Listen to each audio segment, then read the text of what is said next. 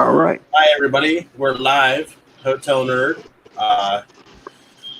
Sorry about there not being an intro this week. I know people are going to get used to that, but my program didn't want to work, so kind of got screwed on that. Joining me today, as always, is co-host John from Movie Lovers Unite. Hi, how you doing?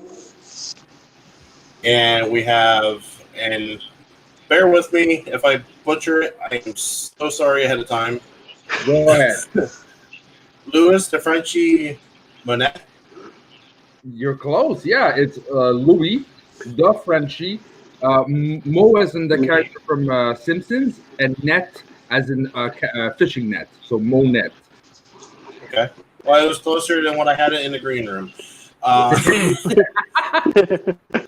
And also Soda from Schmoes of the North.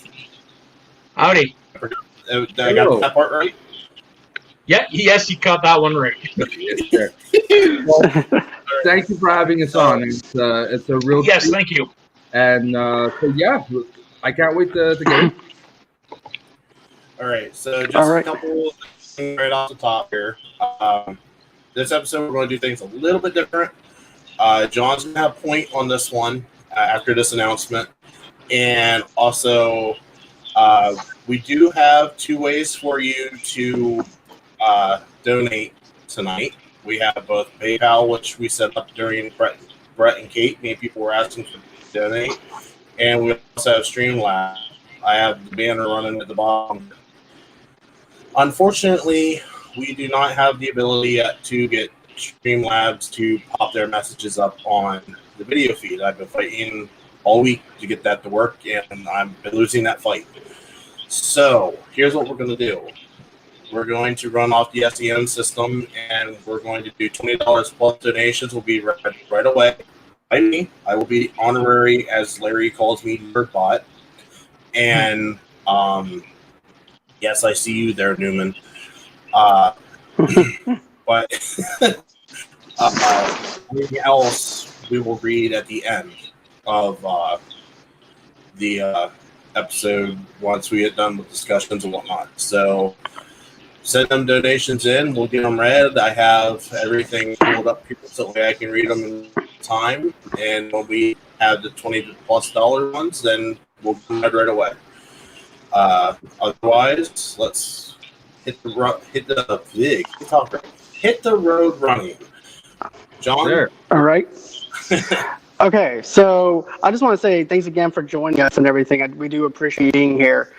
I actually listened to one of your episodes the other day. Lou, you actually were talking about Clerks 2, and I really love how deep you guys actually got into the discussion. You went deep into the whole entire psychology of it, and I really have to commend you on that, man, because I wasn't even thinking about the comments on what you were doing with that. And then I'm like, okay, he's going deep with this. So I just want to say that was actually pretty cool. Hey, bro. In that case, what I'm trying to do is working because that was the whole purpose. I have a tendency to go deep into my thoughts, man, and analyze things like I shouldn't. And I do that with movies, and I really wanted to express that. And movies is a lot of things, you know. It's not just a story. There's a lot of messages in there, and I find that that's the coolest part of a movie, you know, when you really dig deep, especially ones you've already seen a billion times, and something blows you. Right. You've never seen it that way, you know. Yeah, And that's how I felt about Clerks. Yeah. You can go. Go on ahead. I was going to say, I joined him on an episode of The Frenchie Watches, which is what you listened to. And when we talked about the thing, he mentions like a subliminal message point of view that I never picked up on, was that if the thing is like could be seen as a metaphor for AIDS. And it's like,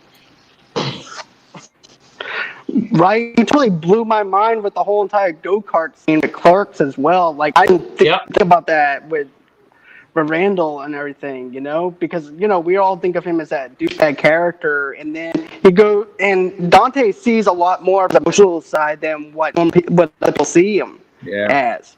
And it's like behind closed doors, you know, when you're with somebody, you see all their vulnerabilities and everything else. And then that's the same thing with Dante and Randall. He sees everything. So I really do appreciate what y'all are actually doing with y'all's podcast and everything. from the both of you and everything, because I actually listened to some more of y'all's stuff besides that one episode. Well, thank you. In that case, you ordered already, but next episode we actually have a special guest from Schmoes itself, and we go deep into a movie that no one has ever heard. Okay, it's a small Canadian movie, but if you can find it, it's a mind trip, and we go like you think Clerks 2 is deep. Holy shit! Buckle up, because we really go deep. Well, did you say it's on Amazon Prime? No, sorry, it's not on Amazon Prime. It's on something else. It's on my movie? Yeah, your movie. On Crave, Canadian version. Yeah, that's what it was. Yeah. Okay. But yeah, I can't wait to actually listen to that. So, anyways, another thing too that we were actually going to talk about was the Tenet trailer. Chris, what was your thoughts on the Tenet trailer? Because I know you actually watched it. Confused as hell. I have no idea what the hell's going on. Okay, so basically what I got from it was, it's kind of like, if you think about it, like a futuristic guardian angel to try and change events before they actually happen. Everybody, I think, gets like a tenant to actually help them and everything, and basically they're trying to stop something before it even happens. So I think this guy is like the guardian angel of protecting somebody and trying to prevent something from actually happening. That's what I'm getting the vibe from. Oh, that's how I see it. Nolan is a master of messages. He picks his subjects matter so well. If that's what you're describing, that's completely in something I'm interested to watch. He's probably the one director that makes my brain hurt. Right. But yeah, I mean, I like different types of movies and everything. I try at least anything once just to see what it's going to do. But, you know, I like Christopher Nolan's movies as far as the Batman trilogy goes, all except maybe The Dark Knight Rises, which to me is like still the weakest part of the trilogy. Yeah. I just didn't really care for the flow of it or anything like that. I don't know how you guys feel about that one. I like The Dark Knight Rises. I think it's actually a pretty good movie. To me, it's like The Godfather 3 of the trilogy. It's a good movie and a series of great movies. I can definitely see that aspect to it. Yeah, and I haven't really seen much Nolan outside of that. And The Prestige is actually my favorite Nolan film. Like, I love the movie so much. Prestige is really good. Yeah, little bit. He did what was it, Insomnia, right? Yeah, he did Insomnia. Okay, little known fact: Insomnia was filmed 4 hours away from where I live, in the same town that The Thing was filmed in. Yep. Oh, wow. Stuart, BC. That is crazy. There's some stories going around town of Robin Williams coming to our airport and like chatting up everybody and signing autographs and stuff. Oh yeah. By the way, to give everyone context, Soda is Schmoes of the North movie and wrestling historian. He can pull up some weird and awesome facts about any movie, man. It's ridiculous. Yep. Well, being said about wrestling historian, two things. First off, I listened to the bit with Undertaker and Foley, and I didn't know Undertaker had a broken foot during that match. Oh, wow. Yeah, if you actually watch the match, you see him wince when he enters the arena, and when he jumps down off the cage, you see him like really like wince and protect himself. Yeah. Yeah, I thought maybe he hurt himself on the. Excuse my phone there. I thought that he maybe hurt himself like climbing down off the cage, but I didn't know that he had a broken foot. So, yeah, I think if I'm not mistaken, it happened on a house show just prior to it, and they didn't know until day of that if he could go or not. Yeah, that actually adds to the lore. Now that I know that, for me personally, that adds to the lore of Undertaker of them being this unbeatable force. Yeah. It's funny, if you look at that match with a broken foot, he still climbs the cage better than Mick Foley did. Well, that's true. Yeah. Yeah, and actually, a little known fact that I just recently learned, because I was watching, it's called WWE Untold, where they go into like classic matches or rivalries, and Mick Foley said that after that match, they purposely put foot holds into the cage so it's easier for everybody to climb up. Huh. I could believe that because of how many times Mick almost fell off of that damn cage. Not so much Taker, Mick. Well, yeah, and the amazing part is the second bump wasn't expected. Like, it wasn't supposed to happen. The cage wasn't supposed to break. So that was the more dangerous one, because if he had over-rotated that choke slam, he'd have landed on his neck and died. Really, the worst that happened was he got knocked out because a chair landed on his face. Wow. Yeah. I still remember that. That whole bit with Jim Ross saying, "Oh my God, you killed him." Like, I heard that. Like, I literally thought Mick Foley was dead. Honestly. Well, yeah, I mean, a bump like that, you'd think so. And Jim Ross said no. And not only that, but his family was there too. Whenever they witnessed him falling through that cage, and everything too, which was also one of the reasons why they wanted him to retire. Yeah, because no they kidding. Well, see him go through that again. Yeah, that and the Royal Rumble 99 match against The Rock, the I Quit match, because Rock gave him like 11 unprotected chair shots to the head. They originally only planned 3, but yeah, The Rock just kept going to town on him. It's probably one of the most brutal matches I've ever seen. Now, my other favorite match. My second part, not to cut you off there, John. Just to finish my thought here. No. Did you see? What the hell was it? Maybe that was on Vibe. Dark Side of the Ring. Dark Side of the Ring. Yes. Yeah, I've watched every episode of that. What were your thoughts about the Owen Hart bit? Jim Ross finding out 10 seconds before. Louis was about to say something. Oh, I didn't like that. Louis was about to say something, and then I'll go into my thoughts. Because I keep hearing it, and sort of keep nagging me to watch. Is that good? It is. Yeah, it's the closest you'll get to a wrestling true crime podcast. And honestly, I was pretty annoyed at that situation that you mentioned, where Jim Ross only found out like 10 seconds before he was live that Owen Hart had died. But the thing you got to understand is there was no precedent for that type of situation. Like, nobody had fallen in the ring and died. Nobody knew what to do. It hasn't happened since. So it's like you can kind of excuse how everybody behaved that night because there was nothing to look at. But the biggest thing I took out of that episode was I'm an Owen Hart fan, always have been. And I'm a guy, I would love to see him into the Hall of Fame. But to hear Martha speak, it kind of brought perspective on it, and I actually agree with her decision not to put him in. Because why would you want to let the company that is essentially responsible for your husband's death elect him into the Hall of Fame so they can get some form of closure? Like, when I heard that, it's like, okay, I finally understand why. Now, I can see that. My big thing was that I didn't get to watch the whole episode, so I just got to watch clips of it. Yeah. But the bit where, like, I still to this day, even as before watching this, I didn't understand why the cops just didn't stop the show. Why the cops? Yeah, me too. The Kansas City cops. It was Kansas City, right? Yeah, at the Cow Palace. Right.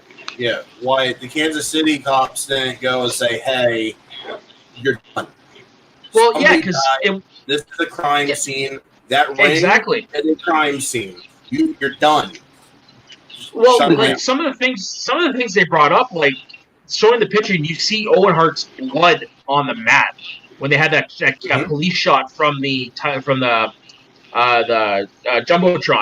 and I didn't know that when it's something that never occurred to me, but when he hit, apparently his body with the force broke some of the boards in the ring. And the wrestlers had to wrestle on that. Yep. But the thing that really gave me the chills was when she revealed she had the mechanism, the clip that malfunctioned when Owen Hart fell. She has it in her possession. Wow. Yeah, and that's just like chills was his son. The final words that he said to his son: "Take care of your mom. Take care of your sister." Yeah. Final words from Owen, and then everybody backstage said that he was not himself. Yeah, that's something you've always heard. He was agitated that he had to do the spot. He didn't want to do it. He foreseen what was coming. Yeah, it's one of those things that I wish they had the 2020 mindset in 1999, because there's no way they do that stunt now. No way. Not without the right precautions. But it is what it is. I agree with you on that. Because I was wondering myself, like, why didn't they just shut that whole entire thing down and try to reschedule it for another time? I understand that they have to make money and everything. Yeah. At the same time, you have like a full-on investigation going on. You're trying to. I understand the show must go on, but at least consideration that one of your top wrestlers passed away, and just shut it down until further notice. You know. Someone higher up must have just decided it, right? It probably was. It was Vince. Yeah, it's Vince. Vince has the sale. Yeah. When it comes down to the shows, Vince is Vince's god when it comes down to the shows. At least it was back then. I don't know if it still is now. I would still is. It still is. But no, I have a question because I don't know much about wrestling. Okay, I don't really know him as a whole, except for little tidbits. Could we say Vince is corrupted? To make that decision, absolutely, 100% without a question. You want to see somebody, not to get political, you want to see somebody more corrupt than our president right now? Look at Vince. Well, here's the thing. You could definitely make the argument that he is extremely corrupt, but he also, unlike your current president, actually does really good things for people. Like when The Undertaker, at WrestleMania 30, when The Undertaker lost to Brock Lesnar, Undertaker gets concussed in the match and actually collapsed behind the stage. He left the position, left WrestleMania, and actually went with The Undertaker to the hospital. He's never done that before. All of his past employees who have drug problems, he pays out of his own pocket for their rehab. He always tries to help. There are good things that Vince does. Vince does have a heart, but if he's corrupted and having a heart as a whole, he's corrupt. Right. Yeah, exactly. Like he does a lot of good things, but the bad things he does are just so bad that they outweigh the good. Right, and that's just like the whole entire concussion issue too. Christian brought up. Yeah. With the PTSD and all the stuff that actually happened. I forgot what the wrestler's name was. With Benoit. That killed his family. Yeah, Benoit. Yeah. That was the first episode of this season. Yep. And that also goes back to how corrupt this is, and the letting someone wrestle with that kind of disability. You know what I'm saying? With concussion and everything else, they didn't care about that wrestler or anything like that. But that's the thing. That happened in 2008, and what we know now, they didn't know back then. Like they were just starting to know about it. So I mean, it's not that they didn't care. It's just they didn't have the knowledge. They didn't know. Right. Well, that's why they were so careful about Daniel Bryan too to come to your point. Exactly. Okay. And like it's been said that the Chris Benoit murder homicide almost brought down the wrestling business, like almost completely ripped it down.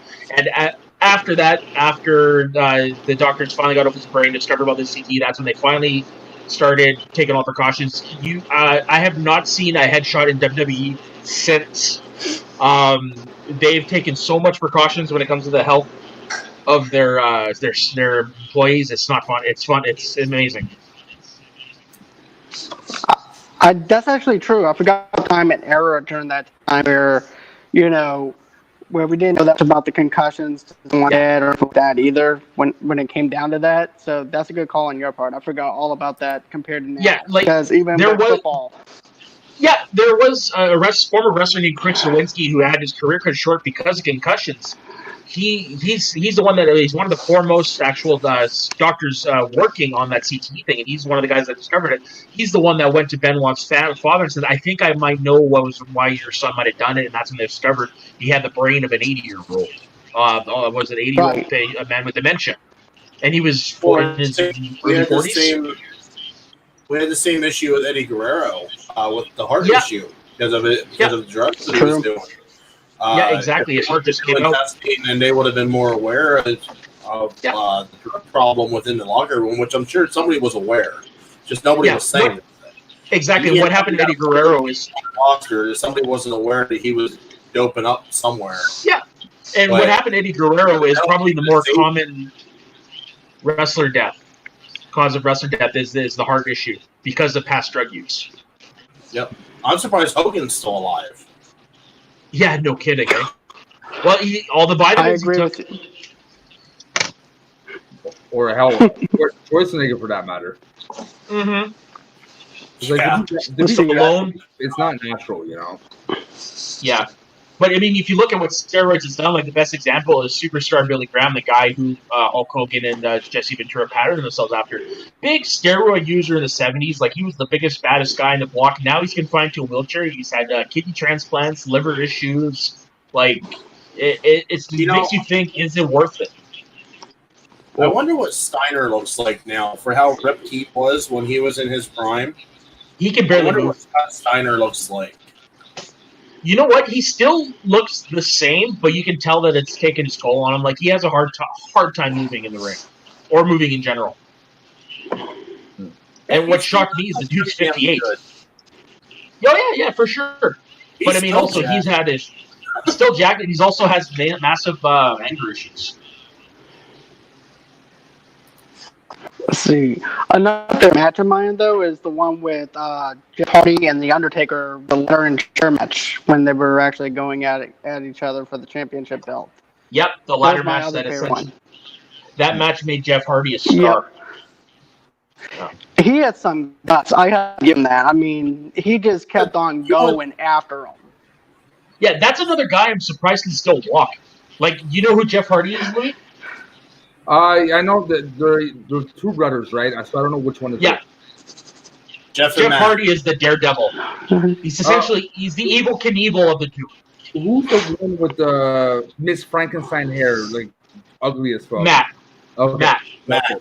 All right, so I know. Yeah. Matt looks like he got hit one too many times at the ugly tree on the way down. Yeah. Okay. So now I know. Right. But yeah, seeing some of the seeing some of the shit Jeff has done, it's amazing the man can still walk. Like, I'm not going to say that I'm the prettiest person in the room because, I mean, I got hit by the ugly tree a couple times coming down the tree, too. So, again, coming from the perspective of not knowing wrestling, what's the craziest thing Jeff Hardy has done? Jumping off the Titantron? Oh, fuck. Yeah, he's done. He's jumped on the Titantron. It's a clip that's actually one of the more famous clips. It's replayed all the time. He took the spear from Edge off a ladder, dropped a good 15 feet into the ring flat. He's done on that. If you ever watch Edge and you listen to him talk about it, Edge says, I was out cold for 10 seconds. I didn't know where the hell I was when I came to. Yep. He's done his finishing move, which is a forward somersault called the Swanton Bomb. He's done it off the top of 20-foot ladders onto somebody through a table, and then his tailbone hits the floor. He's done backflips off the top of cages and missed. Like, the dude's nuts. And is there anyone... That was what they were famous for. Yep. Sorry, Lou, what? Is there anyone crazier than him, or he's considered the craziest? When it comes to the aerial stuff, he's definitely the craziest. If you want to go, like, complete lunacy, that's got to be PCO, who's a guy, probably a guy none of you have heard of. He used to be in the tag team in the 90s from the Quebecers, but he, like, electrocutes his nipples, and he does, like, all these weird things. He's like Frankenstein reborn is kind of his gimmick. You should look some of his stuff up. It's really out there. Okay. And then there's also the Japanese death matches. There's also the Japanese death matches. You want to see a match that put people on the map? Watch the ladder match between the Hardy Boys and Christian. Yeah, No Mercy 1999. That's a good one. On the map and put the Hardy Boys on the map at the same time. You had 4 stars made that night. That match is exactly. insane. Yeah, they had a standing ovation the next night on Raw for that one. Also, a little question: is Jeff Hardy the one with drug problems, or that's Matt? Yeah, it is. That's Jeff. Matt has them too, but Jeff has them worst. Okay. Yeah, Jeff has actually appeared in the main event of his show completely out of his mind for the title. It was really bad. It's one of the more infamous title matches that's ever happened. Like, he couldn't go. He just went out completely bombed on live pay-per-view.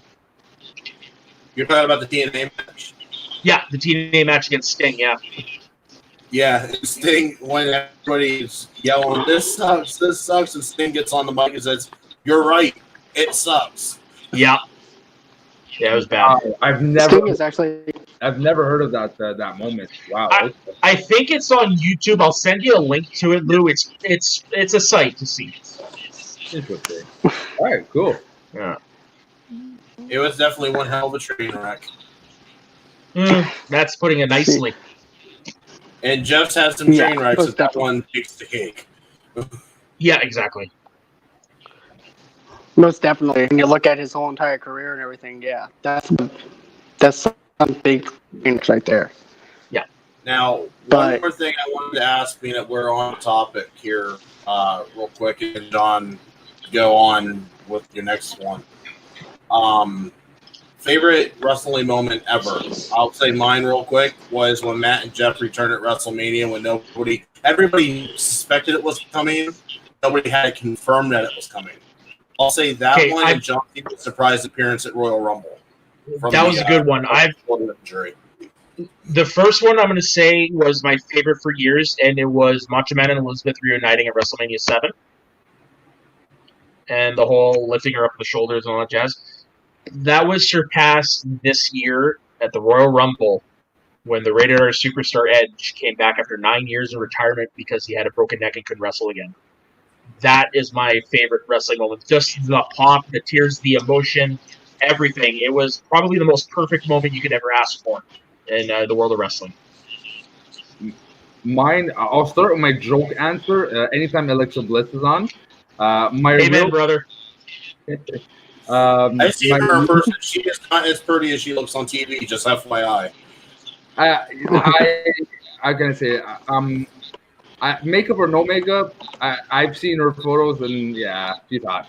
That being said, the real answer is actually, because I've been watching recently, I don't know much things to the past, but when Braun Strowman completely wrecked Apollo, I forgot his name, the big black guy. Apollo Crews. Crews, yeah. He drove him inside like the entrance and like smashed walls and everything. That was mind blowing to me. Oh yeah, that was intense. How about you, movie lover? What's yours? That was the ladder match with Jeff and everything. That was my favorite one. And then, of course, the Holyfield match, cage match, was actually one of my other favorites as well. Because that's how intense that was. And then watching him having to fall, that was just something that I was not expecting. So those are my two that I really have to say that I enjoyed a lot. Right on. Yeah, there's lots of great moments. There's a lot. Like, it's hard to pick. Definitely. Like, I can actually think of some stuff in the 90s that I can actually think of. The Undertaker and stuff like that. Because Undertaker's actually one of my favorites. And then, of course, The Rock. And then he's actually another one of my favorites. Yeah, my favorite's probably Triple H, just for overall career. But let's see. Have you guys seen Fighting With My Family or something like that? Yeah, I liked it. That was a good movie. I haven't seen it yet. I do want to see it though. It's really good. As a wrestling fan, I'm sitting there. I think it's on Amazon. Okay, yeah, it's on Amazon where I watched it at. But yeah, I remember watching it in theaters, and as a wrestling fan, I'm just sitting there going, "Okay, that didn't happen. That didn't happen. That really did happen."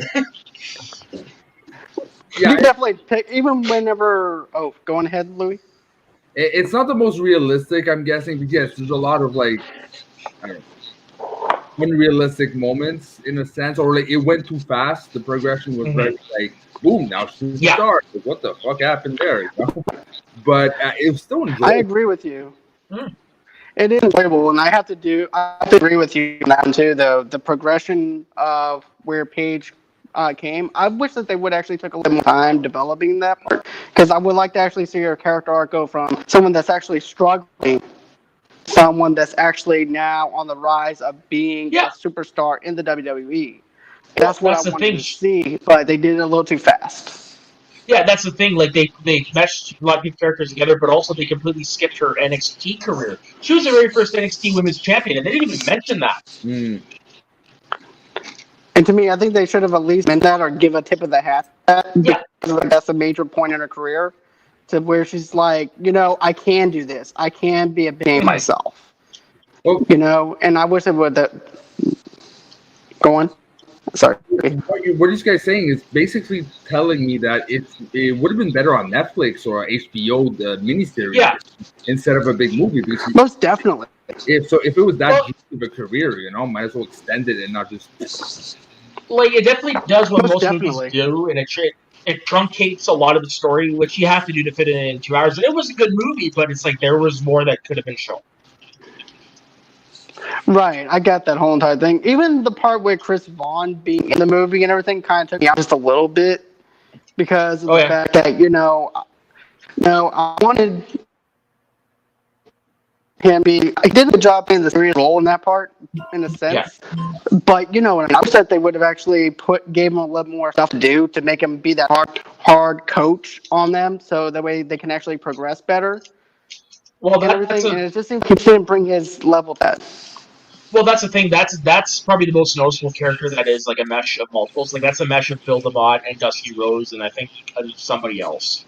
Like, they put all those three into that character because this character is not a real person. Right. I can actually see that. Yeah. And everything. And, I know Louis actually mentioned the fact that, they mentioned that better a TV series. And I mean, not every good to be a movie. It's actually designated to be a TV series versus being a movie.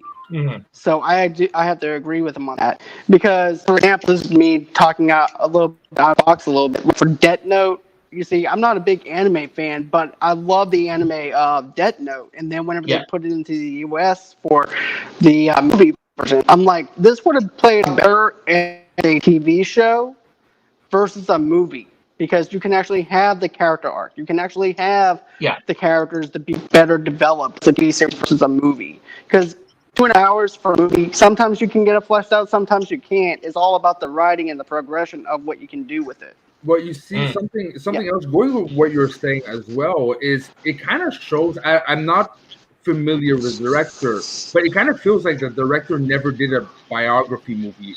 Also, right? True.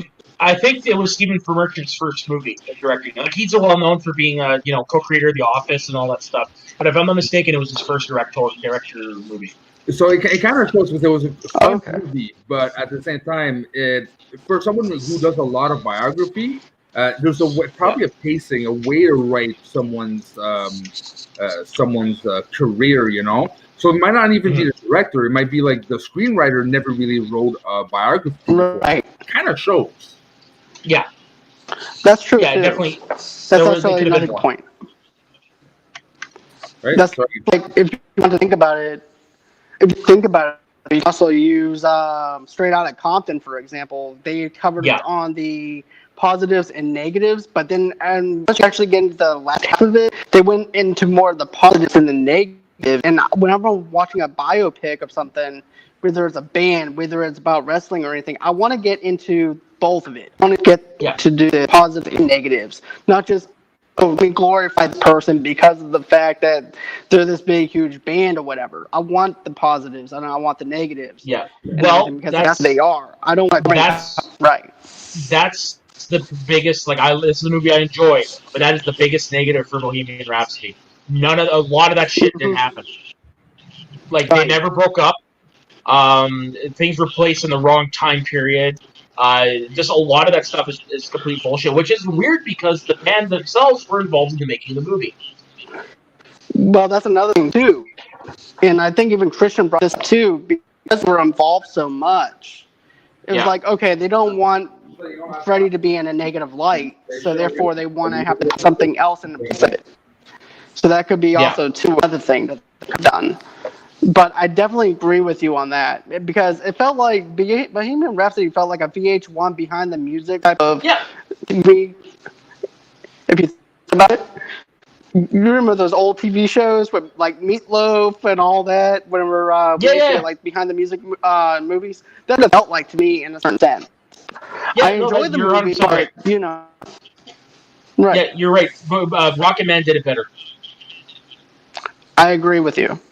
Yeah. I think Selena was actually a better biopic than what they did with Bohemian Rhapsody.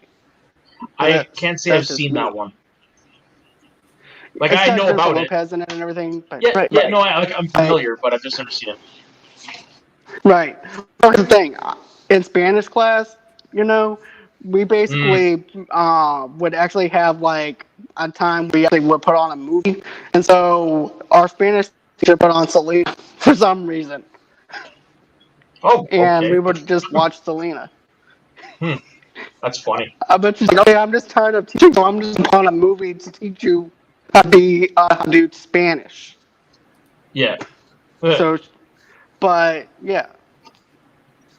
But what other biopics do you actually like, though? Just wondering. Biopics. Trying to think. I liked Ali a lot. Yeah, yes, we are. I like Ali a lot. Like I said, Fighting with My Family was a good one. Oh God, you're putting me on the spot with that one. Good. Oh wow. Lincoln. No. Lincoln, yeah, Lincoln was pretty good. I fall asleep on that movie every time I try to watch it. I really do. Yeah. Try. I really do. I just can't stay awake. Walk the Line is a good one. Yeah. So to name me What's other that one? Well, you got like a little bit and say Braveheart. Oh, yeah. That's a massive cheat. But a good one. Well, like okay, biopics. Like okay, so you got Bohemian Rhapsody, you got Rocket Man, Ali, American Gangster. I guess you could say is a biopic. Yeah, and it's actually close to Yeah. What's the one on that Bale did recently on Cheney? What? Yeah, Cheney. Dick, I think is what it's called. Yeah, Dick. That's a good one. Oh, Dick. But it's biography. Yes, it's a biography, but just at that moment, Moneyball probably is my favorite one. Yeah. That was a good one. I forgot that was a biopic. Yeah. My personal favorite is one that nobody really heard of. It's called Nowhere Boy. It's a biopic on John Lennon's early years up until the Beatles went to Hamburg. Oh, wow. I didn't hear about that one. Yeah, it was an Indian movie probably about 11 years ago. Definitely worth checking out. They all do his own singing. You got the first meeting of McCartney Lennon. It's all about his childhood up until he leaves for Hamburg, and where the Beatles start becoming famous. It's really good. It's got Aaron Taylor Johnson, who was Kick-Ass. He plays John Lennon. Huh. Okay. Yeah. I'm gonna have to check that out. Yeah. Because I'm definitely huge into biopics and history. Yeah. Yeah. No, definitely worth it.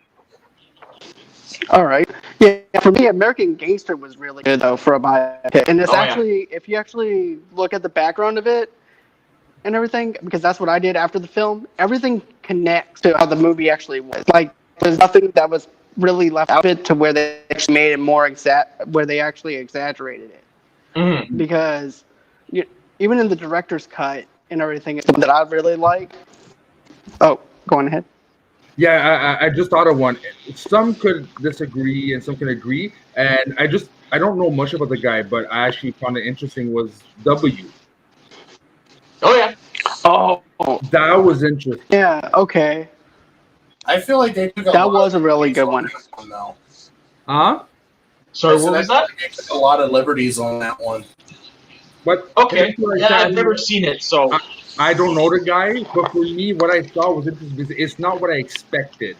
They portrayed the character. If he's like that a bit in real life, not the storylines, but the way he was acting, the way he portrayed himself and everything. It's interesting because that's not how I see the president or the ex-president. I always saw him as a buffoon, right? Because I don't know much about him. But to see him in real life, let's say, it was really, really not what I expected. Yeah.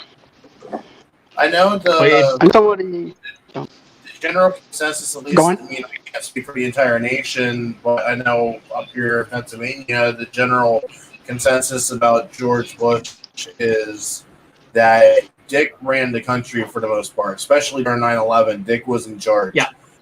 George was just flying around. Secret Service had control of Air Force One, and George was saying go back to D.C., and the Secret Service says absolutely not. Dick's in a bunker, running the country, trying to find out if anything else is going to happen. Yeah. So for all intents and purposes, Dick was running the country at least for a day.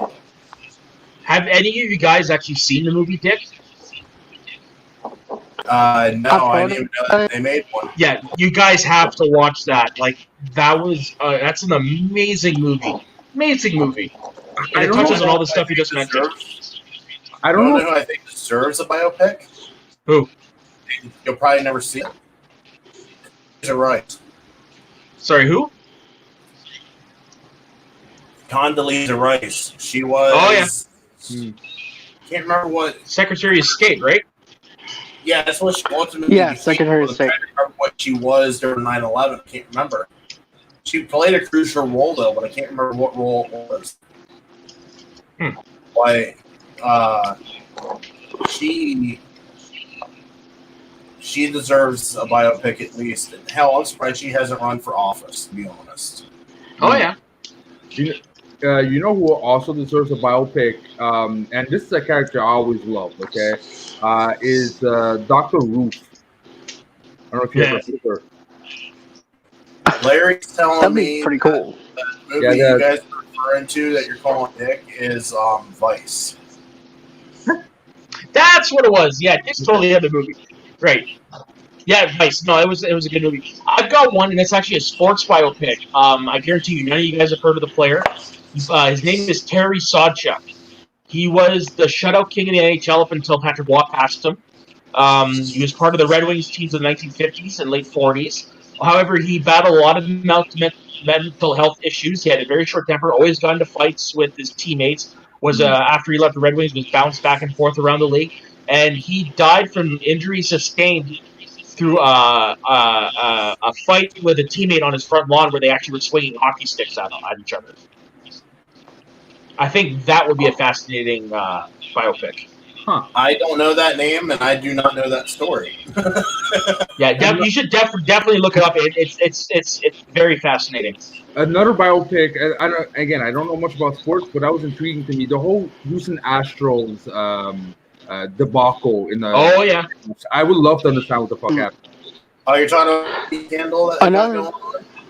Don't be surprised if you see that in 10 years. Yeah. I was going to say, because that ain't done yet. That ain't done yet at all. Because the Major League Baseball team's still got to play them in the regular season for the first time. And I guarantee you, every one of them people, when they go up to bat, they're going to get at least one ball thrown at their head per game. Yeah, they might as well replace the team logo with a target. The truth. Another Major League Baseball said that they're going to penalize anybody that does it, but I still see it happening. Oh yeah, people are still going to do it. Another one that I liked was Borg versus McEnroe with Shia LaBeouf. Oh, really? Is it good? I haven't seen it. I loved it. It's on Amazon Prime, and I went on ahead and checked it out. Shia does a fantastic job at playing McEnroe. And then, they're both different. I like the fact that it shows Shia in America versus how Borg is in his country, showing the differences between the two of them and the strategies they actually have to use against each other. About how Borg actually has to try and get into his head. I really love that. And then if you're not familiar with tennis at all, they actually explain certain rules are in tennis as well. Because I even said this on the podcast. I said, I don't know a thing about tennis at all. So I'm glad they actually put that in there because of people not knowing what this is. Yeah. Did any of you guys see Battle of the Sexes with Steve Carell and Emma Stone? It's on my list. That's a good one. I would check that out, and probably this Miracle is a great one. The hockey one. I saw Miracle, but I don't remember the details. Oh man, it's a good movie. It's been forever since I watched it. I'm changing my on Apple TV. Oh, sorry. Sorry. Sorry about that. I'm changing. Go on ahead. No. You're good.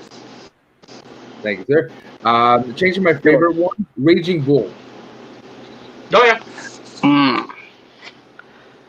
I love that. Yeah, that's about.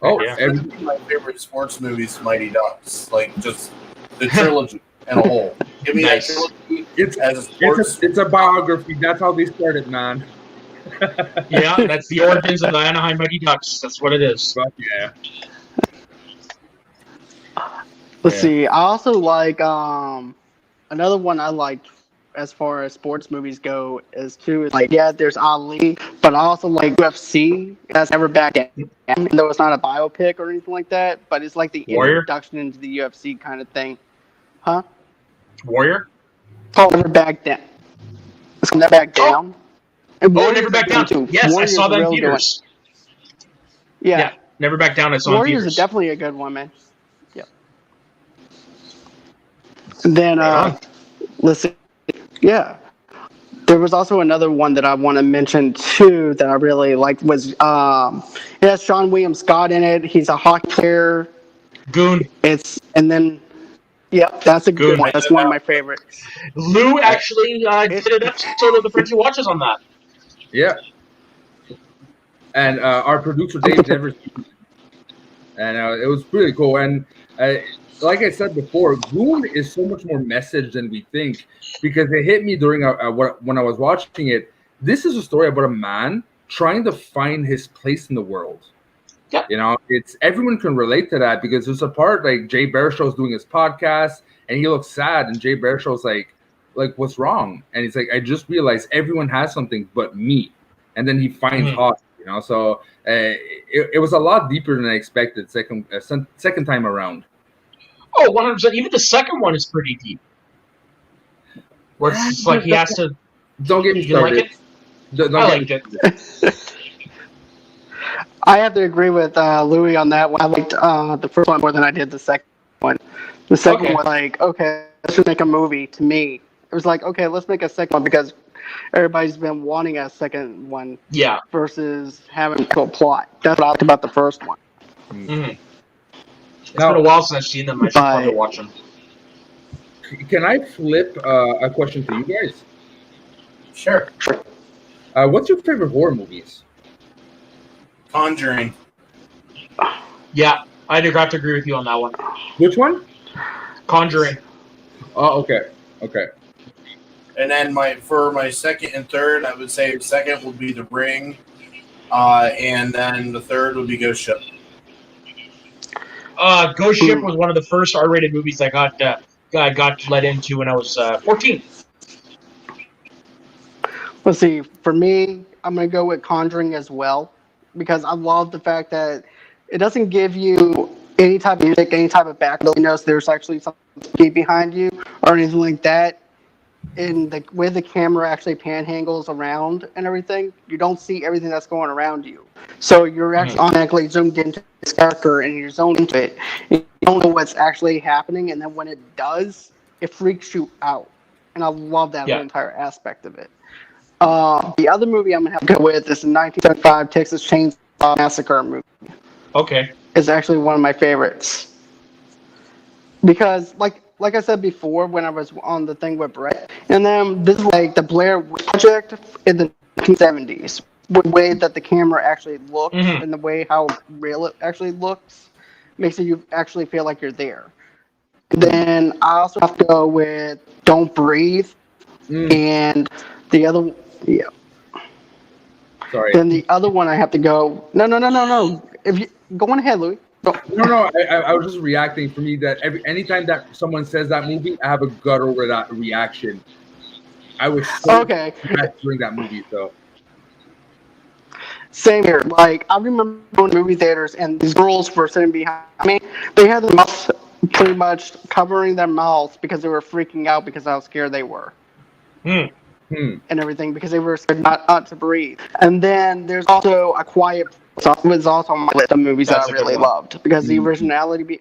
The originality behind it, where there's no dialogue, but just the way that the characters look at each other and the way they're actually scared and the way they carry themselves during that time. And then also, too, you actually have a character that's pregnant. So it's like, okay, how do you prepare for something like that when you're pregnant and you're also dealing with like an alien invasion type thing?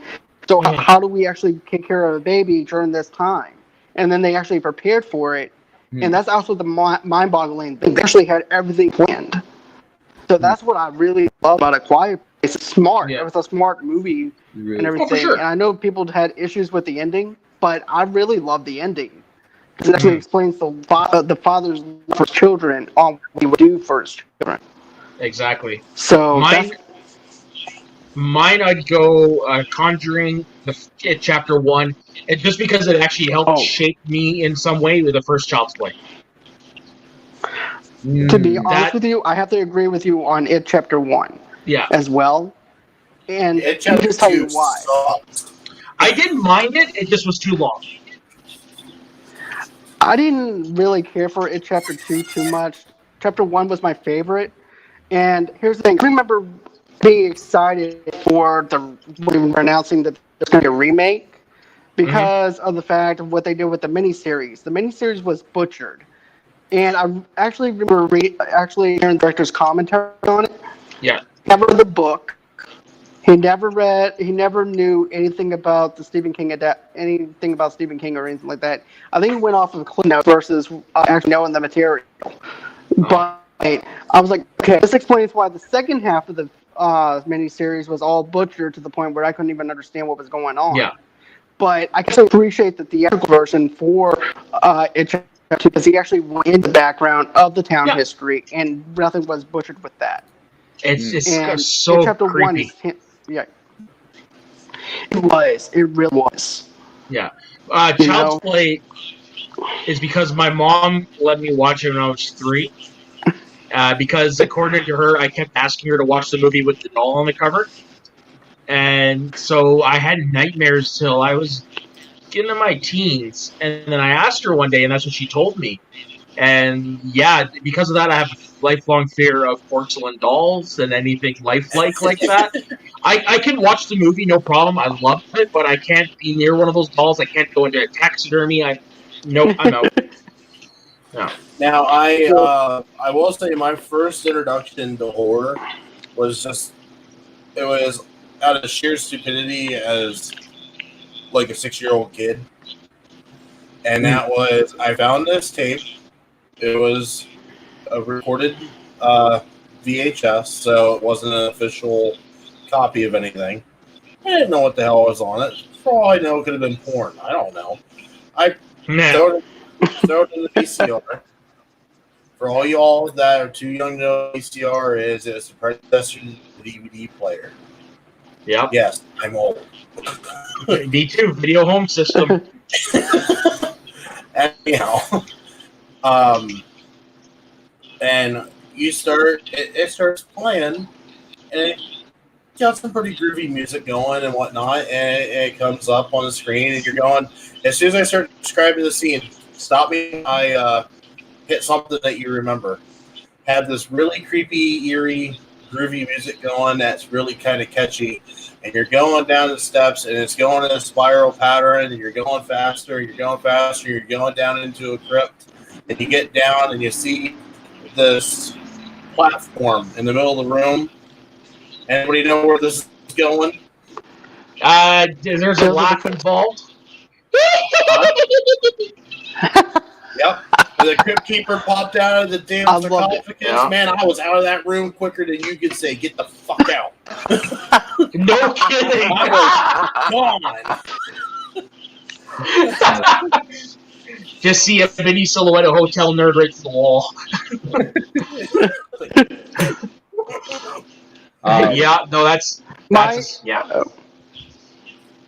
Let's see, my introduction into horror. My introduction into horror was actually. Oh, go ahead. I was actually going to say mine. Mine's are 28 Days Later. Oh, yeah. I've not seen that movie. I keep hearing that it's great, and I've not seen that one yet. Bro, it's something. The visceral nature of the movie. There's something so raw about it that blew my mind when I saw it. Then it would be Nightmare on Elm Street, the first one. Yeah, I'm with you there. I love that movie. I love that one. Something campy, but just stays classic. It's gonna be always a classic in my opinion. And then a more recent one that I never get scared of movies, but something is just wrong about this movie. Something crept in. It's Witch. Never saw it. Oh, Witch? Heard of it. V-V-I-T. Oh man, yeah. So eerie, bro. Are you talking about The Witch? Oh, yeah, The Witch, sorry. Oh, yeah, I've seen that. I've seen The Witch. It's I know what you're talking about too. the goats and everything is Yeah. so creepy. I would say Definitely, it does have a creepy vibe. the one that got me on a visceral level would be not the Blair Witch Project, but the Blair Witch. The new one, the Blair Witch. Oh, okay. Like that one, I actually Book of Shadows. I liked as like a normal movie per se. Yeah. Because it wasn't that found footage documentary thing. But going back and watching the direct sequel to the Blair Witch Project, that I wouldn't say it was great, but it had me entertained. And that's one thing I could say the Blair Witch Project did not do for me. Yeah, Blair Witch Project sucks. Blair Witch Project was basement at the end and all the cursing that happened beforehand. Yeah. Did any of you guys see the Evil Dead remake? That was good.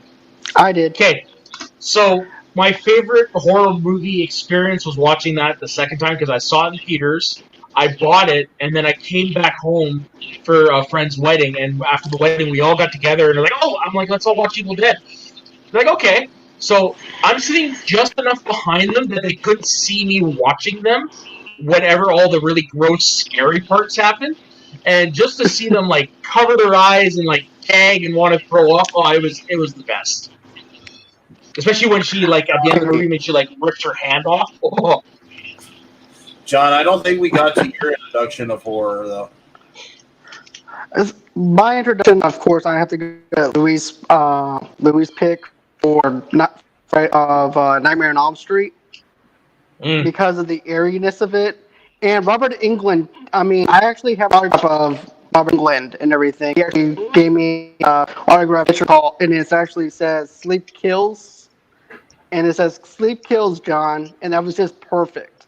But I remember being introduced into World Nightmare on Elm Street, Wes Craven style. Yeah, it's cheesy and everything back then, but you know, it was just that eerie music, like Lou was pointing out, and then also too something that can kill you in your dreams. Like that'll actually creep you out alone. Yeah, exactly. Because it makes. Right. I got another one. No.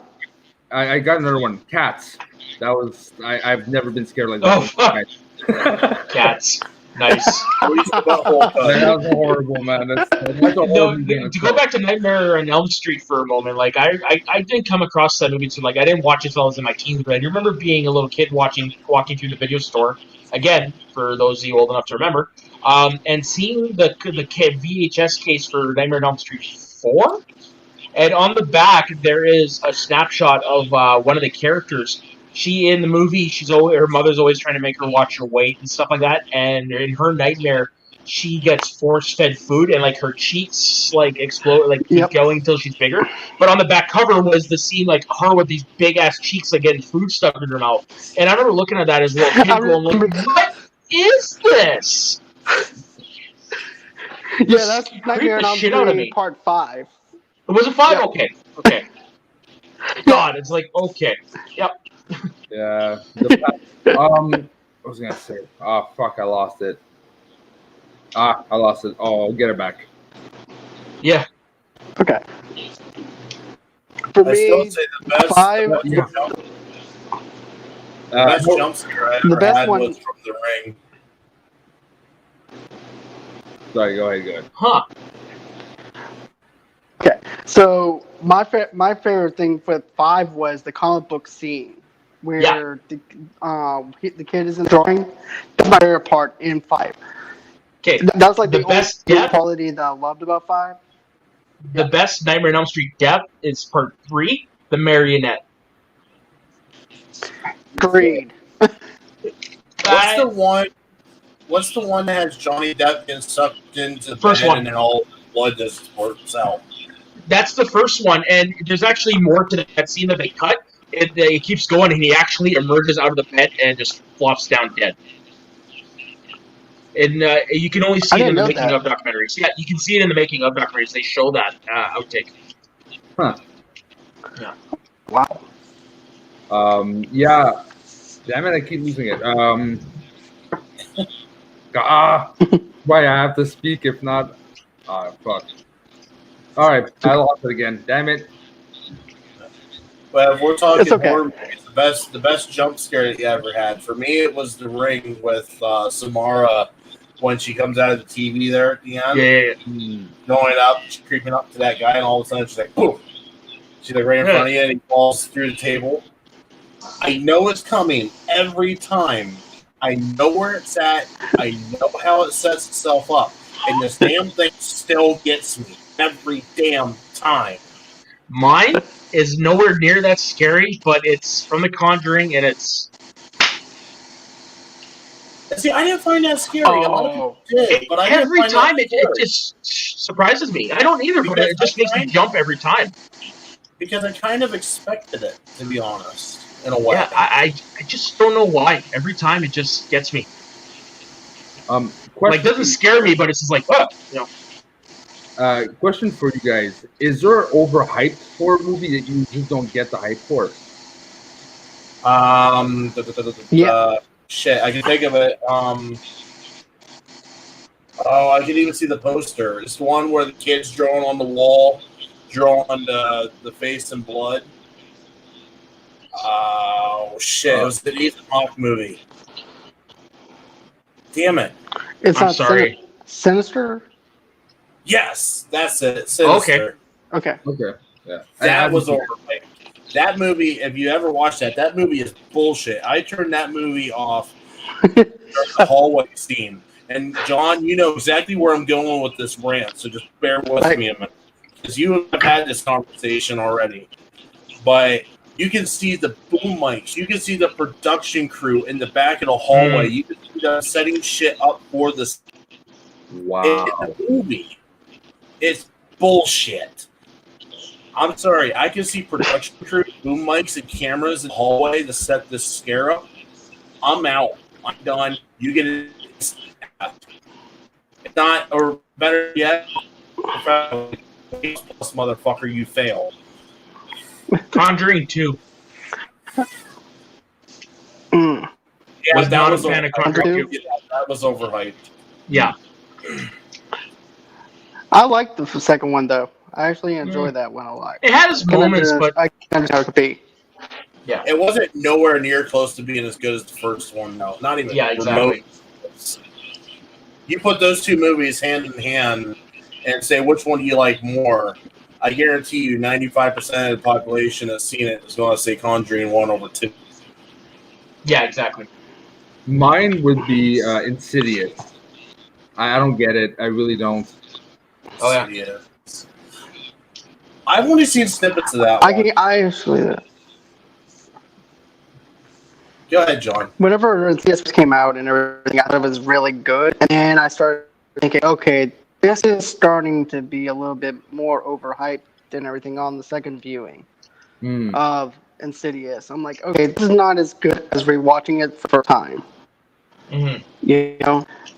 And I know I'm stepping out of the zone a little bit with horror movies and stuff like that, but them announcing the second Avatar movie and everything is, to me, is a little overhyped because I like the originality behind the first Avatar movie, but I just don't really care now that it's been so many years. Yeah. And they're going to get us hyped up, and it's like, okay, I'm not really feeling it anymore. I'm not really getting that excitement like I did whenever I first saw the movie twice in theaters. And then also on my first viewing, well, first time I saw it in theaters, and I bought it on DVD for the extended cut. And I'm like, I'm not having that same effect that I did in theaters. Yeah, same. But don't forget, the hype train isn't just real for the second one.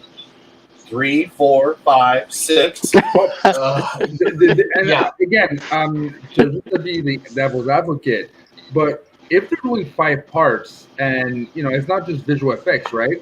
What if they're actually doing a full-fledged storyline for all 5 movies? And let's say they're going for a concept of almost like a Lord of the Rings, that like a lot of deep mythology. Maybe, but I know the one they're doing now is underwater. I'm okay with that, but the problem is it's been, what, over 10 years since the first one? 12. It's been 12, and I know this one's underwater, supposedly. Who's on board? Who's on board? You know what? I'm curious. Me too. Because Avatar is still probably the best made 3D movie I've ever seen. On the big screen, it was beautiful. So I want to see what they're going to do with the second one. Will it be good? Probably not. But it's aesthetically pleasing. It might have the Transformers effect, right? It's bad. Yeah. People still go see it, so. Yeah. Don't let Rocky hear you say that. That's true. Yeah, exactly. Roka, I love it. I love you, but for this one, you're a moron. Except for Bumblebee. The first one was good. Everything else was trash. Bumblebee was good. Tombstone is a Western. I will fight you on that every day of the week. Amen, brother. Yep. Fun fact, and this is something you'll learn about eventually. Tombstone is the same guy who did Rambo 2 and I think. Yep. Commando. The movie I'm doing the review with Whitney Seibold next week is actually his son's movie. Oh, that's so awesome. Yeah, it's called Beyond the Black Rainbow. But yeah, it's just funny because we talked a lot about Rambo 2 and how he was a Reaganist. He was a pro-Reagan and male toxicity and everything. So sorry, I just went to what Whitney said to me. Hey man, I like Rambo. Me too. My dad looked at me funny when we saw the latest one in theaters because I'm sitting there like, while he's killing everyone. My dad's just like, I'd still say Roka's favorite movie is Ten Commandments because he was actually there for the original carving of the stone. Oh, nice. Yeah. That's funny. What's everyone's favorite action movie, though? Say that again? What, sorry? Oh, what's everyone's favorite action movie? If I can start? Can I cheat? Yeah, go ahead. Die Hard. Avengers Endgame. Oh, yeah. Yeah. No, you know what? Fuck, I'd have to agree with you on that one. If we're going for a cheat, that's one. If we're not going for a cheat, I'm going to go American Outlaws. Okay. All right. I'm going to go Rambo First Blood. Yes, I love filmed in Hope, British Columbia. Yeah. To drive to Terrace, you have to drive under the sign. Like when he walks into town in that movie, he walks under a sign that says "Welcome to Hope." You have to drive underneath that sign every time you want to come up my way. All right, I gotta share this because this is too funny from Larry. Everybody just read this. Did you see the Roka versus Abraham Lincoln smoke?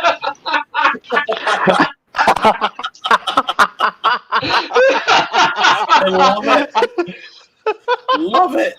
That's awesome. I remember that. I'm good. Abraham Lincoln never hold belts, right? So yeah. Don't forget, Lincoln was a vampire hunter too. True. That is an underrated movie. Abraham Lincoln Vampire Hunter. I love that movie. Okay, you know what? It might be my quick. I love the one with the Victorian times, Pride and Prejudice. Pride, Prejudice, and Zombies. Yeah, I love that. A lot of people bullshit on that movie. I love that movie. Sometimes it's good to have a movie where you can just chill and relax and shove popcorn in your face. You don't have to worry about paying attention to things. Yeah, exactly. And that's what that just chill, sit down, shove popcorn in your face. That's American Outlaws. That's my guilty pleasure movie. Mine, I'm gonna go the action adventure route. National Treasure. Okay. Matter of fact, I just got reviewing those. Sorry, what? I got reviewing that on my podcast. And everything. Yeah. The National Treasure movies for both of them. I love those movies. And I love those movies. Yeah, same here. So I'm gonna go with that. Like it's an action adventure, but it's it's definitely one of those movies I can put it on and anywhere and be entertained. Another one most definitely would be John Wick, the first one. That just blew my mind. That like seeing that just for me, something popped. I'm like, this is sick. This is thank you, Keanu. You know, same with the first Taken. I had the same reaction with Taken. Yeah. Yep. The other one's not so much. I'm gonna have to Taken go one, with- yeah. Oh yeah, Taken 1 was just fantastic. Yeah. My favorite comedy movie is gotta flat out comedy. It's got to be Dogma. Kevin Smith, baby. Yeah. Tommy Boy. Gotta be Dogma. It does nothing gets better than Dogma from Kevin Smith. That was peak Kevin Smith. My favorite Kevin Smith will always be Chasing Amy, but my favorite comedy is Tommy Boy. That's a great one. Yeah, I love that movie. Sadly, we just lost another actor from that movie too. The one. Yeah, Brian Dennehy, also in First Blood. Yep. And I gotta give some love to Mean Girls. Oh yeah, Mean Girls is good. I love Mean Girls, man. Yeah, same here. A League of Their I Own. love Mean Girls. A League of Their Own is awesome. The other one I want to mention is Forgetting Sarah Marshall. That's one of my favorite go-tos if I'm like having a bad day, because of the fact that girlfriend approved right now. She's on a sofa and she just shook her head like, "Yep, I agree." Yeah, it's because you liked it because you got to see Jason Segel. All of this. That was one of the most surprising moments in the theater for me, was seeing that. Same here. Wait, did they really show that? Yeah. But another thing too that I like to go with Kevin Smith, and it's actually going to be the very first Clerks movie. And the what? Sorry, the Clerks. Oh yeah. I'm more of a Clerks very guy. Clerks 1 because of the fact I used to work at a video store. Oh yeah. So I was so I could actually relate a little bit to Randall a little bit in a sense. I wasn't like Randall, but I really love that whole entire aspect where you actually have your best friend working next door to you. You can just go ahead and just shoot the crap with them. Yeah. And about different things, and I really love that whole entire aspect. So, have any of you guys seen Jay and Silent Bob Reboot? I have. Yeah. I really like that. It's up there. Like, it's the storyline they take with Jay in that movie is really well done. I agree with you. Not that, but go on. No. Go ahead. You're complimenting off what he was saying. So I have a whole different question. Okay.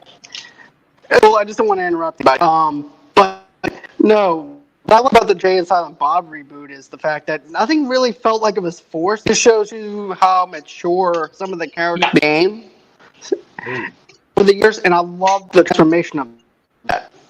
That's actually what you should do for your show. Actually be the same. That's what you should do for your show. I actually have to agree with the comment that Brandy said. Great choice. Plane, Trains, and Automobile is so underrated. Yes. It's so underrated. So good pick, Brandy. I like that. Yeah. Speaking of Kevin Smith, right there is an autographed panel from the Chasing Amy comic book from the movie by Kevin Smith. I'm just... Yeah, well, I bought it off the Silent Stash, Secret Stash website. John, you look like your head is tilted slightly. So, what's your address? I want to visit you. Well, yeah, okay there. As I take down my Logan poster and my Titanic poster and all. That should give me enough time. I'm sorry. My BDS poster in my room. You showed me something. I was like, wait, Soda, you have a DeLorean's going back into storage. Sorry, Soda. Did you just say you have a BDSM poster in your room? A BDS poster. Oh, no, BDSM. Okay, I got it. Yeah. No, I'm not into that sort of thing, Luke. Yeah, now you're gonna judge, bro. Hey, whatever. No judgments. Probably one of this right here is actually probably one of my more prized. This right here is probably one of my prized possessions. My DeLorean. I love that. I don't know if you can hear that. Yeah. From Back to the Future 2.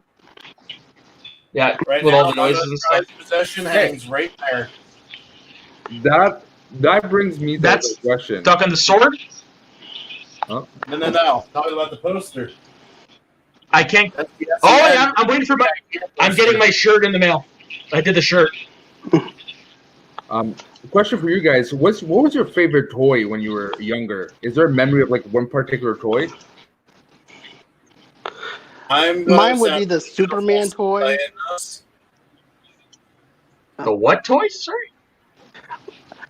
It was a Superman toy where you actually had like the Kryptonian ring.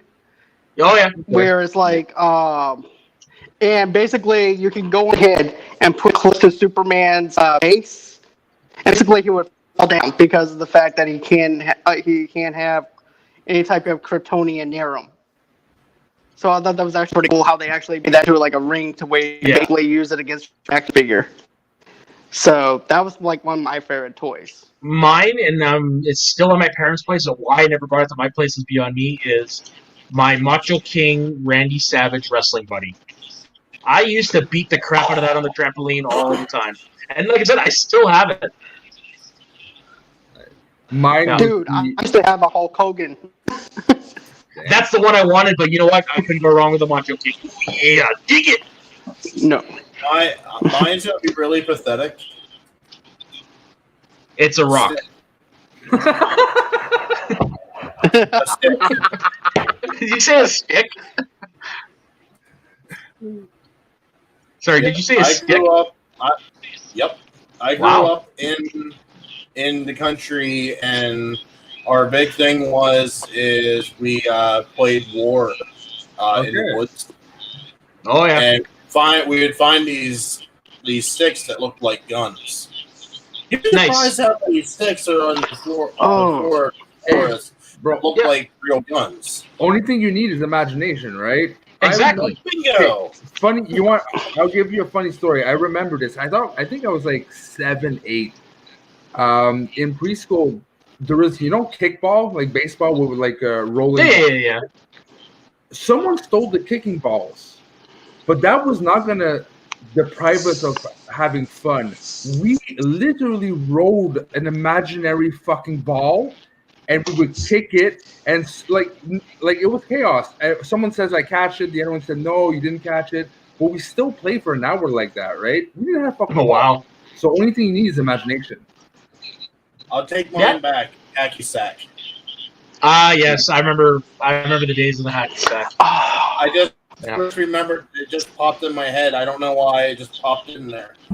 Mine, hacky sack. Mine would be a Star Trek Next Generation shuttlecraft. I had Worf, Borg, Data, Captain Picard. So, and it was like this big. That and a small 1989 Tim Burton's Batmobile. I still got my my Hot Wheels version. Yeah, baby. Yeah. I also have it as the Lego. I have a story about the Batmobile. We actually had the Adam West Batmobile. We had the Michael Keaton Batmobile. And who was after Michael Keaton? Was it George Clooney? Val Kilmer. Val Kilmer and then Clooney.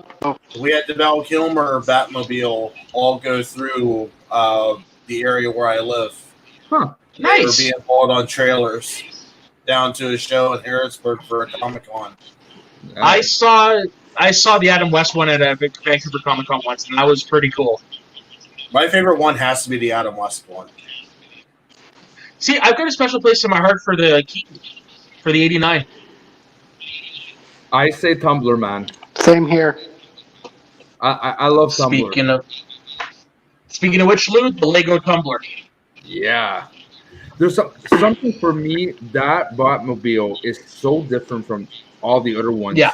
And yet for me, and shows how brilliant Nolan is the most realistic. Like, to do all those things, right? You can't just go to a normal car base. It has to be custom made, having military purpose. Yeah. it's just brilliant. And for me, that design came out of so much research, and not just I want something long with bat ears and make it look like a penis. No, there's some thought behind it. Yeah, no, right. Some lives up to it. Is that what? I said no bat nipples. Yeah, yeah, no kidding. Yeah. Cat cod pieces. I've also got this. When they re-released this line, I had to buy it. Nice. Old school. Yeah, and all the parts come apart and stuff. Yeah, my parents would never buy that for me as a kid, so when they released the line, I bought it right away. Very cool. I just realized I got too much shit. Yeah. I would say my favorite Megazord is probably the Shogun Zord. See, I've got a soft place in my heart for the one where after the White Ranger, when they had the Green Ranger, where his dinosaur would attach to the back. I don't know, something about that one. I mean, other than the fact that it looks like it's going to seriously nuke Russia. That's true. That's true.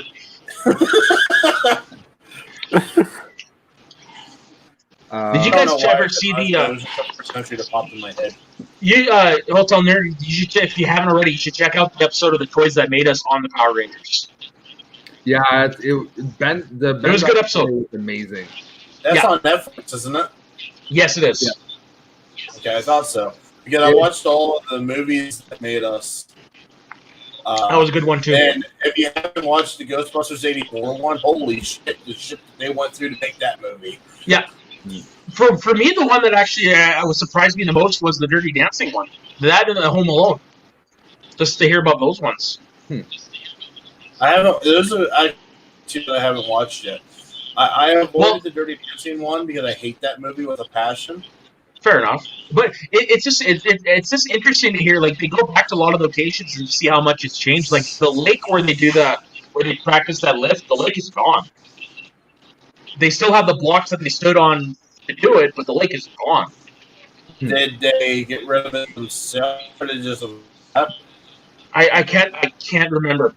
I do not think it was them that did it.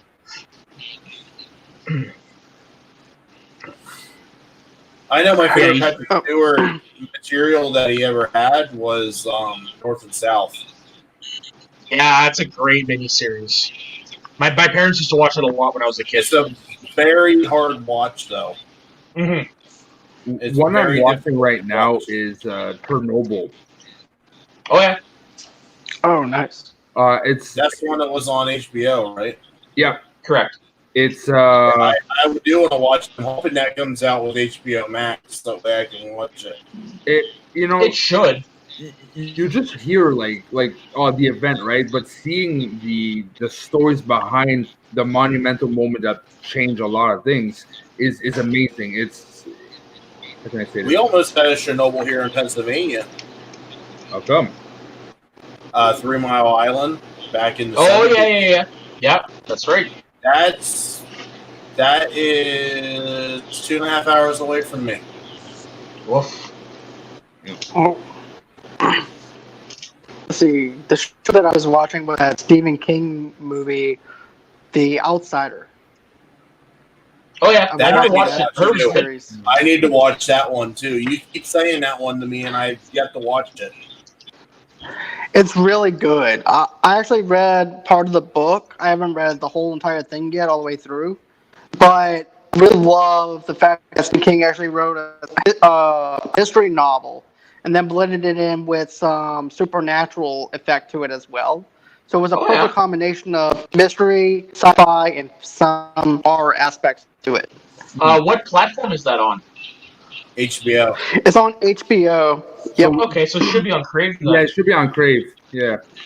Yeah, see, up here we have our version of Hulu. It's called Crave. Because we're not cool enough to have Hulu. Nope. Oh, wow. I got that up in Canada and everything. You guys have to wait for it. Some things, like the WWE Network, we had to wait 2 years for. Disney Plus launched day of. Our distribution rights up here suck.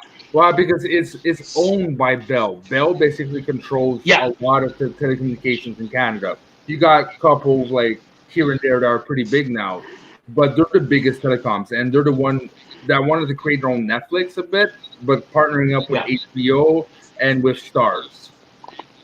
Yeah. Okay. So let's see. I think people have some comments though, too, Chris. Let's see. What's that? Yeah, what do your fans have to say? I think.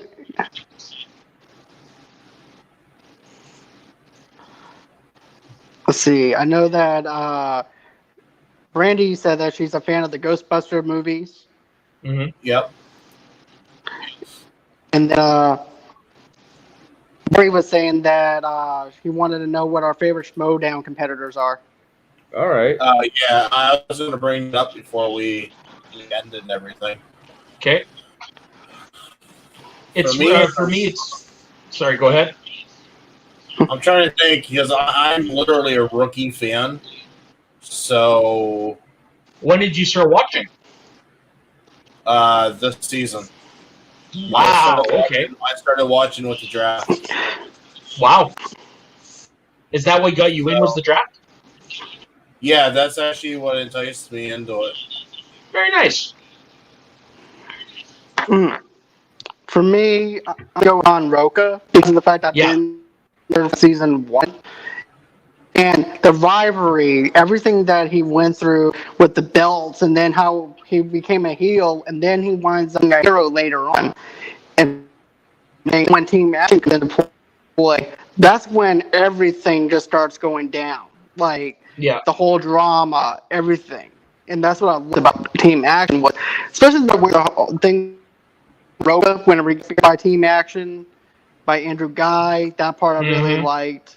Then also like it too when the thing too was the Stuff versus Makuga match was one of my favorites, and Makuga is still one of my favorite competitors too. Finn Draco because I like how Makuga. surprised he gets whenever he wins a match. Yeah. Yeah, Finn Draco versus Makuga was pretty funny. Wow, I just Especially remembered the horror movie I was looking for, Hellraiser. Sorry, I finally. That the end of that movie. I have to give you props on that, man. That's a creepy fucking movie. I have DSL, right? It took me 20 minutes to get the answer, but I got it. Nice. You got it, man. I'm a big fan of Rock and all those guys, but truthfully, my favorite is the Clark Wolf. Great competitor, but you know what? Even better promos. Like her "We Are the League" statement stays with me. That promo just. I agree. I love her and Rachel are.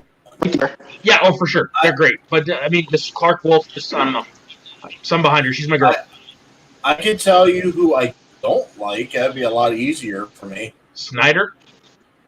Yes, Snyder. I do not like him at all.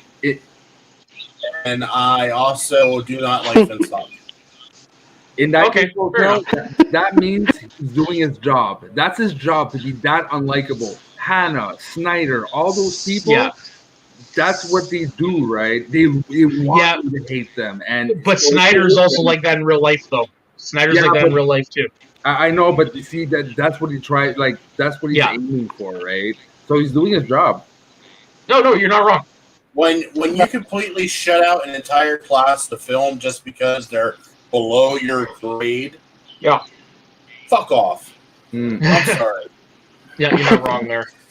I don't even know how else to say it. Just be gone. Yeah. Who's yours, Lou? For me, just as like Schmodown person, Makuga, it's him and Finstock are the reasons why I gotta be a fan. Now, for performance-wise, I gotta say it's a boring answer, but damn Merle, he keeps blowing your mind every time, you know. And since doing these shows and getting to know people, I say my favorite person as a person, just have a conversation, is Kaiser. I love the dude. Oh yeah, we had such a great time with Kaiser on the show. Like you guys should definitely go back and watch that interview. It was so much fun. or even have him on your show because he's a hoot to talk to. Yeah, he's a great guy. Say my favorite moment out of everything, because I've actually been listening while I'm at work about going with the trial of JTE. Yeah, like I put the quote up. I don't know if you guys were following me at the time. I don't know if I can find it here real quick. I might be able to, but it was the one that says something about it's worth to be accused of cheating and winning than to have not cheated and lost, or something like that. That he's not wrong. That's my favorite line. I mean, I know I'm extremely paraphrasing that, but that's an awesome line. That you can't go wrong with. My client is on. This is trial and error. My client's on trial, and that's an error. You can't go wrong with that one. It sucks. But don't forget, this is this season. Like, I don't think he knows your reference though, right? This is back in season 1 or 2, man. Well, what I just said is from the same thing as his trial JTE. Oh, yeah, that's where I'm at in season 1. Oh, okay, so you're further than that. Yeah, I'm up to the point to where Christian gets fucked over by the blue fairy when he faces. Oh yeah. And he just Ellis. Only in those season 1 rules could Makuga ever challenge. It was only in those season 1 rules that Makuga would ever have a shot at challenging for the title. Only then. Yeah, but I'm sorry, bro. Okay, we're gonna go in Schmoes non-Canada mode, but I'm sorry, Soda. You can never discount out Makuga. He, Howard, is a great guesser, and she has this technique to wash down movies until she gets the answer. Makuga is the inventor of that, so never count him out. Mm-hmm. No, but the thing is, Makuga probably couldn't string together the amount of wins needed to get to a title match. That's the thing. Yeah, he's a good competitor, but can he do 3-4 matches in a row, wins in a row? That's the thing. Now, can I ask? I'm just, like I said, a complete rookie here. What the hell ever happened to JTE? Because he's there. He's probably through season 1. Okay, wait. Okay. Describe it. I can probably answer that. Describe it as Harloff would. He's what's his origins again? Oh, that's Knapsack, the famed Ecuadorian movie reviewer, Josh Tapia. Yep. No, I can answer and that. Also, sorry, go ahead. Go on. Okay. No, you can go ahead first. Also mispronouncing names. Also mispronouncing movie names. Yeah, and also actors and actresses. Yeah. Yep. What happened? The last time I heard anything about JT at all, like outside of Schmoes, he fucked something where he put a review out before the embargo was up. Wonder Woman. For it. And then he's just okay. So what happened with JTE? I'm gonna. This is gonna bring up the whole Andy Signore thing or whatever. But his girlfriend was one of the people that accused Andy Signore of all that stuff. A year after the fact, when Andy spoke, he brought to light some evidence that maybe she wasn't exactly telling the truth. And not long after that, they left Los Angeles and they live in Wisconsin now. JT still does all of his movie reviews or whatever, but he doesn't live in Los Angeles anymore. He's in Wisconsin, and that's why it was a little weird when Roxy drafted him. But yeah, no, that's why you don't really hear a lot from him anymore, because he's not actually involved with those guys as much. Which, now that it's surprising that they've never had him on SCN now that they're doing the whole COVID thing, because he could easily just call in. I'm shocked. Yeah, but maybe he doesn't want to talk about it now. Maybe, but that's just just the rumors as to why he moved. Like he says, because his housing is more affordable, and that's his goal, is to get a house and a family and all that jazz. But that's just the rumor I'd heard. It had to do with the fallout of the Signore thing. I didn't even know anything about. I knew about the Signore thing, but I didn't know that correlated into that. And I'm not trying to dredge up bad vibes here. It's just Me as a rookie, it's like, okay, I'm listening at season 1. He's prominent through season 1. Yeah. And I'm thinking of, I've heard of him and I've seen him a couple of times in passing, like in other material. Yeah. And all of a sudden, he's just gone. It's like, yeah. What happened? Well, like I said, it's all conjecture. It's not, I can't, none of that's proven, but that's just what I've heard. Now, to go into Schmoes terms, he, as a competitor, he used to be a buffoon, okay? No one took him seriously. He had good moments, but no one took seriously. I'm not going to spoil for you if you're not aware of the other seasons, but he ends up doing one of the greatest accomplishments we've seen in Schmoes. So he went from complete buffoon to how did he do it, So he's a special one. He's definitely a special one. There is something you might want to check out when you get there. He actually was the first competitor to have his own documentary. Yep. So you might want to look that one up too. All right. Are you a Patreon? Yeah, I'm actually director. Oh, nice. But the JTE one is not a Patreon exclusive. This was done years ago. So you can find it on YouTube. Yep. All right. Yeah, I have to respect curious about that. I just didn't, like I said, I didn't want to drudge up any bad vibes or anything. It's a fair question. As a fan, it's like, I know this guy, I know the name, and then I know he screwed something up, and then he's just gone. I didn't know Christian, like, the dude, you gotta go. No. See, JTE wasn't affiliated with them for his movie reviews, but man, did they give him shit for that. That was the one they were ripping him about for a long time. Well, also, too, I remember how he got onto the Schmoes, too. Like, he pretended to actually... live there. He didn't... What? Yeah, he pretended, to live there or to be an intern? Yeah, or something like that. He essentially lied his way into an internship. He lied his way into with the Schmoes. Yeah. What the hell did he do? Play fucking Leonardo DiCaprio on Catch Me If You Can? Not really, but basically, like what JT, basically JT and Catch Me If You Can. Oh my god, that would be so hilarious to see. But no, hey, sign me up.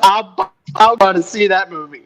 Oh, but no, basically, it's exactly what Movie Lovers just said. They had to put an ad for an intern. JT was in Los Angeles visiting. He went interviewed saying, "Yeah, I live there. I can spare whatever." Like, great, he had a job, and he had to figure out how to actually move to Los Angeles. Yeah. Ken Napsall loves to tell that story. No. Yeah, Ken Napsall loves to tell that story. There is a question I want to answer, and Lease, keep sending those because these are good questions. Who's your Star Wars winner? I don't know, Hotel, if you know enough about the tournament to give an answer, but who do you pick for? I'm picking Scrimshaw. All right. I do know of Napsok and Scrimshaw because I listen to Force Center, and anybody that wants a Star Wars fix, I recommend that show. Yeah, no, I agree. It's a good show. That show is enjoyable as hell. Like, that's the quickest 2 hours on podcasts that I can do, honestly, when I'm at work. What about you, Movie Lovers? Who's yours? I'm going to have to go Chris on that one, too, as well. See, I'm going to go Laura Kelly. The whole entire level of gameplay. Yeah. Fair enough. And Scrimshaw, he definitely could win it, but personally, I'm going to go with Laura Kelly. And I can see why. I can understand that. She's fascinating fact. She's a beast, and actually, fascinating fact I learned about her because me and Dave interviewed her. She is a relatively new Star Wars fan. She only started watching in 2014. Wow, that's amazing. That was at Force Awakens. Yeah. Yeah, exactly. Yeah, that's what she knew about it, but that's what got her hooked was Force Awakens. So that what makes her scary. She's not done studying.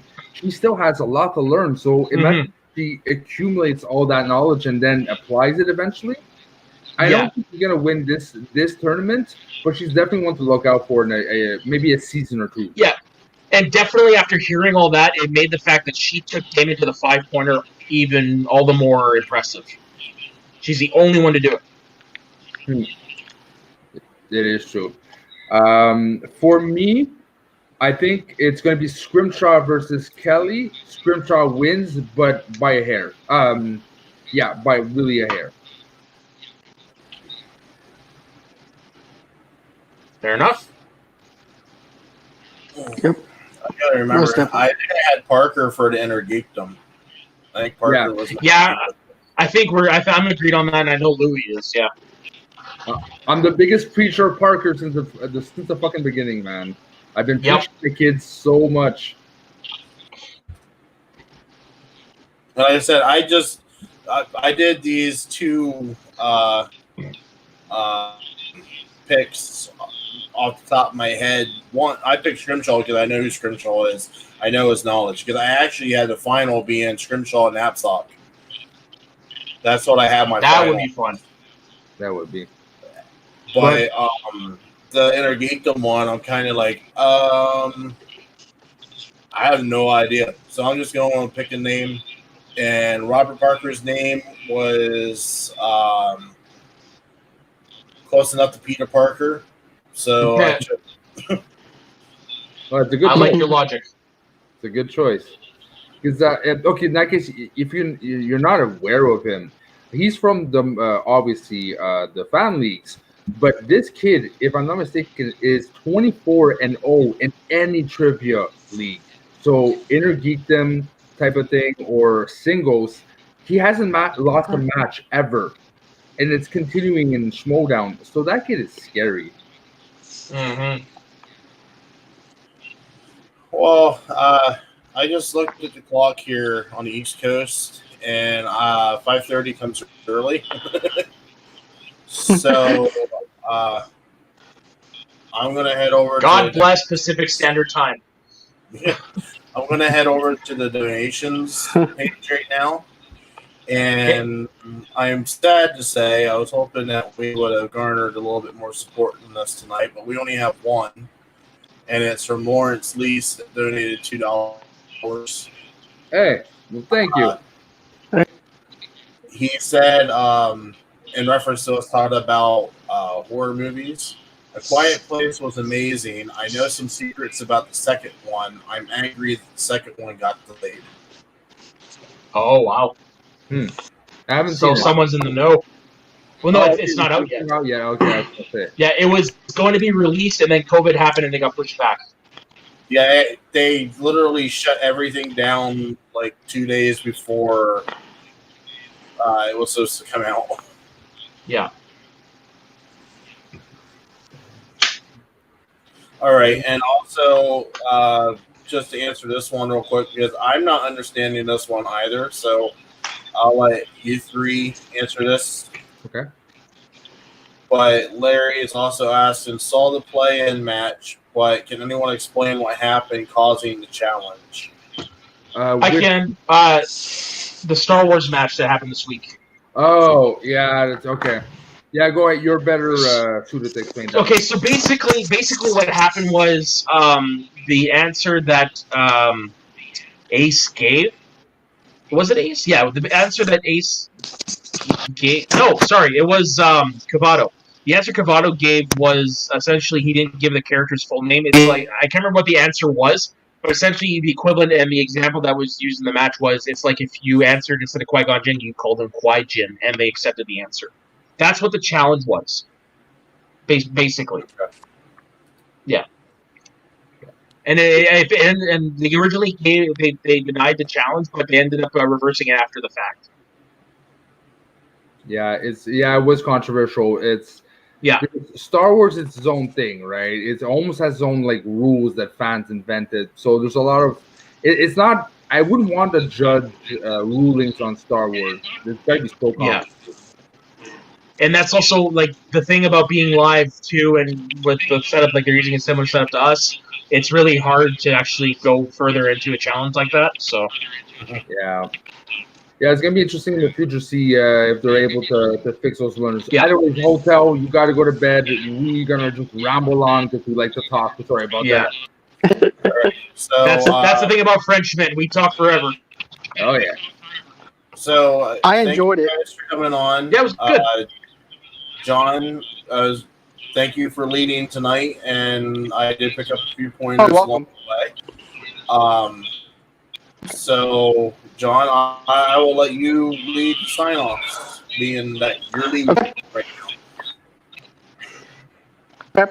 So everybody can reach me at Movie Loves Your Night. I'm actually got a Facebook page where it's Movie Loves Your Night /TV Lovers Unite. Then you can reach me on my podcast on Anchor, Spotify, and all the other places that you can actually listen to podcasts on from Movie Lovers Unite. You can also reach me at John Digregorio on Twitter, Movie Lovers Unite on Twitter, which actually Movie Lovers Unit. You can also reach me on Instagram as well at Movie Lovers Unite.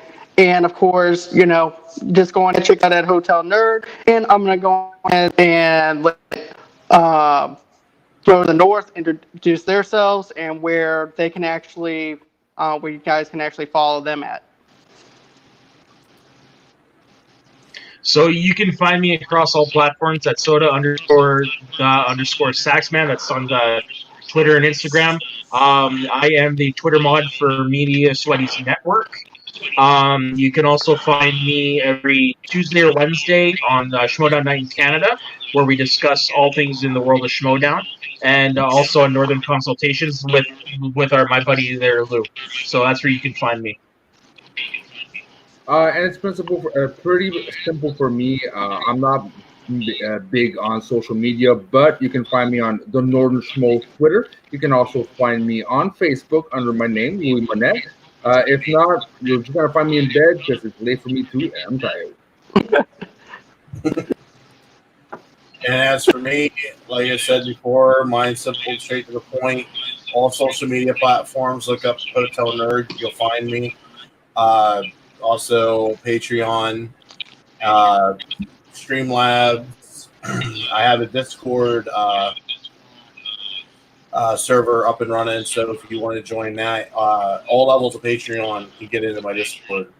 So go over, sign up for Discord, and we'll see you in the Discord server, and let's get some topics going for more shows.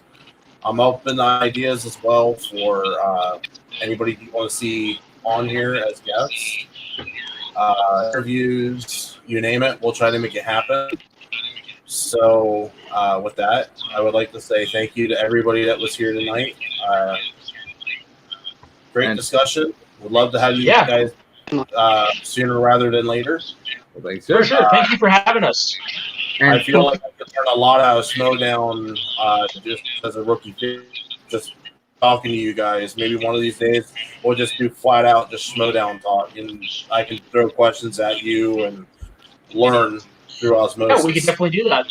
Oh yeah, definitely. You got the right voice for that. And by the way, I just wanted to give a special shout out to people who were very active in the comments. Thank you very much for keeping the discussion alive. Also, Larry, Lease, and Randy Steng. You got some good choices when we talk about movies. Yeah. All right. That's definitely. So, we'll catch you on the flip side. Thank you. Have a good night. Bye-bye. All right. See you later. Bye.